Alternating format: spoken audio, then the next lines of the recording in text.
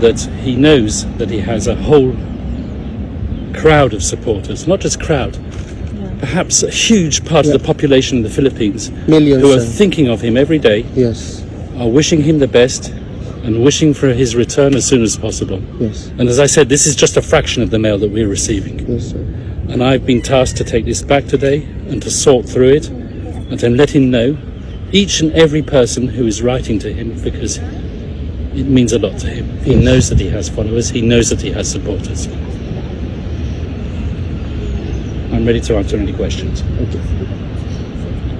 You first. Attorney, on behalf of the Filipino people, how is our former president? He's in good spirits. When As you I said, he knows okay, he knows. the sheer amount of mail that he's been receiving. Physically, he can't go through it. Okay. So he's asked me to do that. Okay. Does it also mean, sir, that it is an additional work for you to do this? Would you rather have I don't regard this as being work. I regard this as being a pleasure. perfect? To bring the support of the Filipinos to the former president. Thank you, sir. Also, sir, with respect to your statement respecting the judicial process, do we have a timeline for that, sir? The judicial process? Like in general, like is Well, it what I can months or perhaps reveal years? is that in the coming days, perhaps even today, perhaps tomorrow, perhaps at the beginning of next week, Okay, but no more than in 1 week, we'll be filing our jurisdictional challenge. thank you, sir. Because in relation to that, sir, there are also questions from the Filipino people that some of the judges has expressed already statement that they are sort of against the former president. But is it that having him here in ICC already statement that they have jurisdiction already to the former president, sir? I'm not aware of any comments expressed by ICC judges. I'm certainly not going to comment on that Okay. allegation. I find it hard to believe. As far as I'm concerned, the ICC is a court which will hear our application and will apply all due process. I have full confidence in the judges at the present moment in time. Thank you, sir. I have no reason to believe anything else. Thank you, sir. Yes. Attorney Kaufman, recently Vice President Sara Duterte confirmed that she is part of the arrest list of the ICC. What are your comment about this? She's part of what? Sorry, could you repeat the question? Arrest Yeah. list. Arrest list. I don't know anything about an arrest list. You're going to have to ask that question to the Office of the Prosecutor, Karim Khan. Okay. How about Because, sir, in relation to that, the mindset is that we are afraid that it's going to be another Filipino going to be surrendered here again in the ICC. So, Once again, I can't comment. I'm here to do one job and one job only. Not to represent other people. okay, I'm here to represent the former president. okay, sir, clear. yeah, maybe in line with that, will the incumbent Vice President face the same fate as her father? And how do you perceive these cases' potential impact on the principles of international criminal law, particularly concerning the prosecution of former heads of state? That's a very, how can I say, apropos question at the present moment in time. There are heads of state who have been targeted, including a head of state in my country, from where I come from. Once again, it's a very contentious issue, and I'm not going to start talking about that in the media. It's an academic debate on it as well. Yes. So really, it's not relevant to my representation of President Duterte. Sir, are you confident that there will be a favorable response to the application of your jurisdictional strategy? I've said already in the media that I think it's a compelling argument, but the ultimate arbiters of that argument are the judges themselves. Okay. And it's not for me to tell them how to find, ultimately, what they believe is the correct decision, the correct judgment. I hope they will accept my argument. Okay. Sir, are you confident that former President Rodrigo Roa Duterte will be brought back to the Philippines before even the confirmation of charges? That is certainly my ambition, yes. Okay.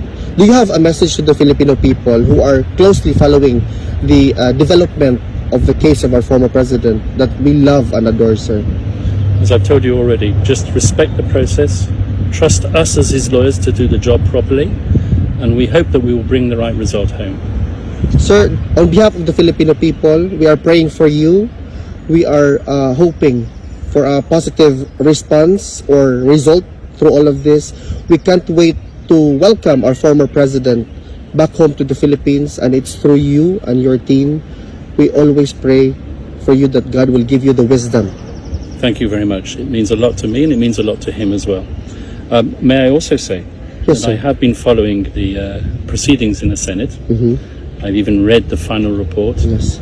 I've seen the thorough work that has been done by Senator Amy Marcos. Marcos, correct. Mention has been made of the arrest. Mention has been made even of the jurisdictional arguments. They are very compelling, and they support our arguments as well. So Are you saying, sir, that the result of the Senate inquiry actually favors the application of your jurisdictional argument? there are definitely arguments that can be derived from that report and will be used. Reference will possibly be made as well. Thank you so much for that, sir. We can't wait for you to tell us that your argument is accepted and the president will be brought back to the Philippines. Thank you very much. You're welcome, sir. Thank you so much for your time. Ang tawag ko, further findings.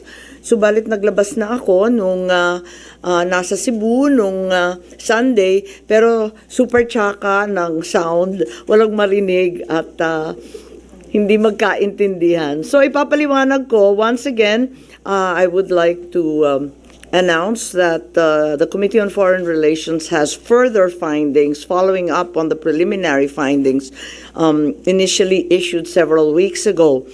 Matapos ang tatlong hearing, tatlo na naman ang aming findings at natuklasan. Unang-una, ang pag-aresto at pagsuko kay dating Pangulong Rodrigo Duterte sa ICC ay klarong may motibong politikal. May malinaw na pattern na kung saan may malalaking kaganapang pampolitika bago ang mahahalagang pahayag at aksyon ng administrasyon kaugnay sa ICC. Makaraang magsimulang magpahayag si PRRD ng mga batikos laban sa People's Initiative o sa pagpapalit ng ating saligang batas. Sumagot ang ating Pangulo na ang Pilipinas ay isang open country at kikilos lamang ang gobyerno kung may illegal na gagawin ng ICC. Ngunit matapos dumalo si dating Pangulo sa pagdinig ng Quadcom noong 11 November 2024, sumagot ang ating Executive Secretary na maaring makipagtulungan ang mga lokal na otoridad sa Interpol kung hihingi ng tulong ang ICC. Biglang nagbago ang tunog ng gobyerno.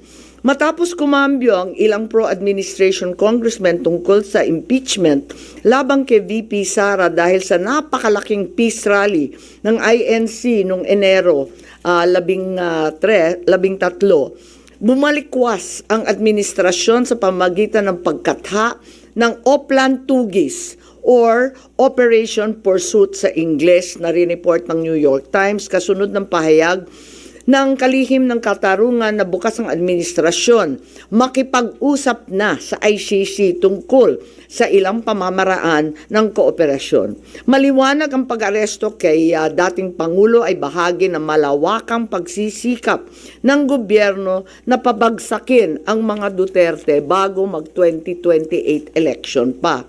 Ang unang malinaw na pagtangka upang pabagsakin ay sa pamamagitan ng PI na magsilbing panimula sa pagbabago ng probisyon ng ating konstitusyon para hadlangan makabalik sa 2028. Nang mabigo ito, nagmadali na siraan ang pangalan ng mag-ama.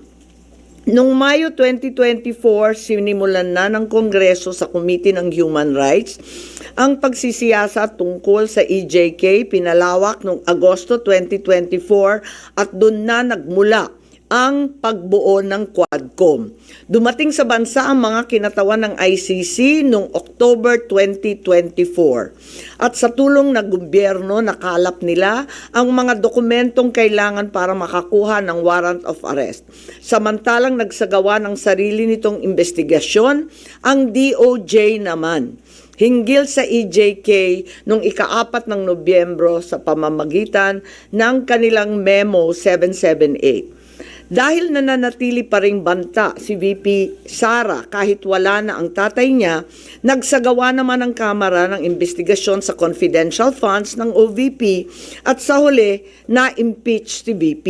napatunayan ang motibong politikal na napag-aresto sa turnover kay PRRD sa pamagitan ng mid-election final campaign sprint action plan ng Lakas CMD nung nagtipon-tipon ang matataas ng opisyal nung petsang 22 ng Abril. Nakaraang ilang linggo lamang, inilarawan ang mga nagawang mga Oplan Horus. Isang operasyon na inilunsad noong Abril 2024 na naglalayong pabagsakin ang dalawang Duterte.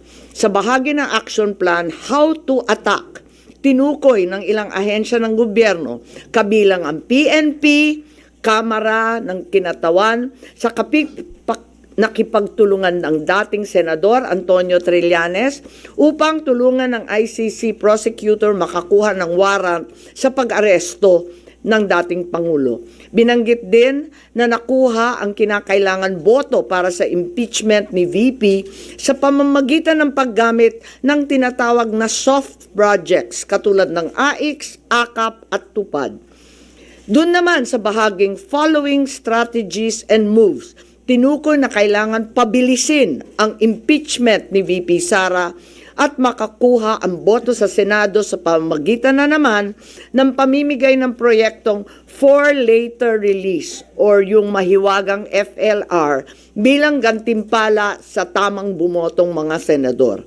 Ikalawa, may magkakaugnay na pagtatangkang pagtakpan ang mga detalye at motibo sa likod ng pag-aresto ng dating Pangulo. May cover-up. Habang nagpapatuloy ang unang pagdinig, tumanggi si DILG Remulla na magsalita. Tanungin siya tungkol sa panayam kay Pinky Webb, kung saan sinabi niya na group effort ang pag-aresto at in-invoke pa ang executive privilege samantalang lumabas na sa media. Una, tinawag niyang chismis ang pahayag. Ngunit nang mabisto, tinulungan na lamang ng kapatid at sinabing executive privilege na nga. Isa pang malakas na sandata ng administrasyon upang